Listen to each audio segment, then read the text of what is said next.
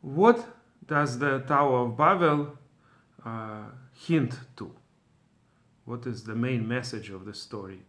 I think a lot of people will guess or suspect that this is a type of totalitarian society that's being described. And indeed, the various midrashim and some of the commentators like Rashi bring more hints to this idea. For instance, there's a midrash that when they would bring a brick all the way to the top, if it would fall, they would mourn over it. But if a person would fall, nobody would care that much. The brick was more important than a person.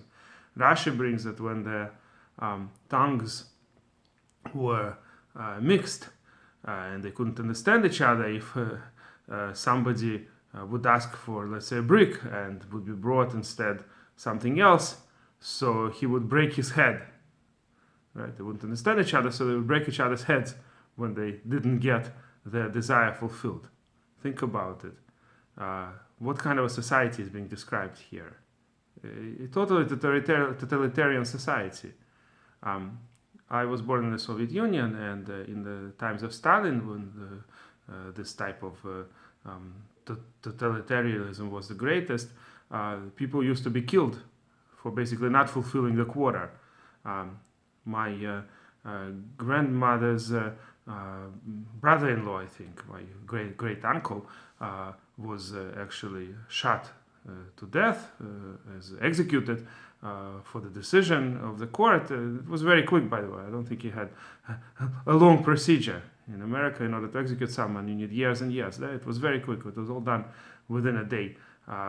They would kill thousands of people. And that is, what did he do wrong?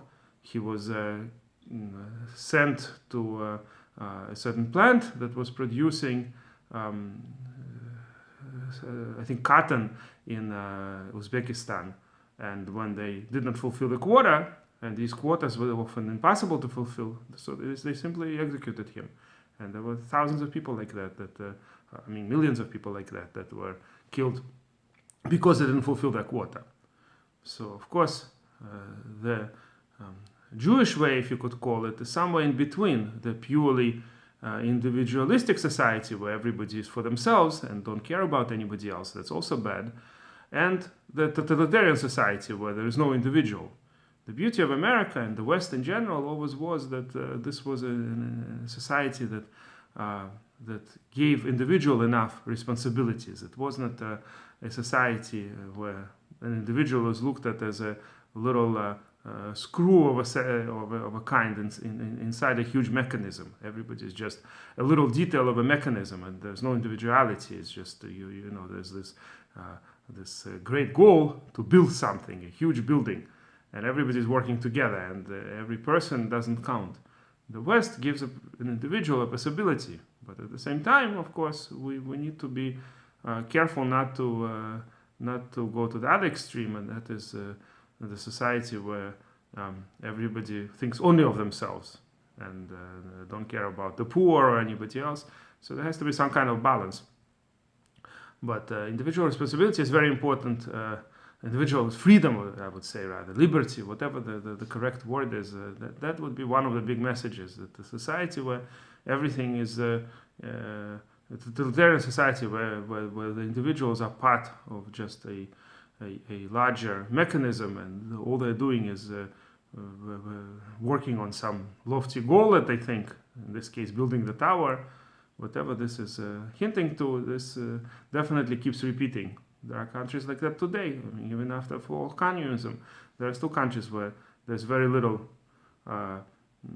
given to the individual, and everything is just the goal of the society. Certainly, North Korea would fall in that category. There are other countries to larger or smaller extent that have this type of structure.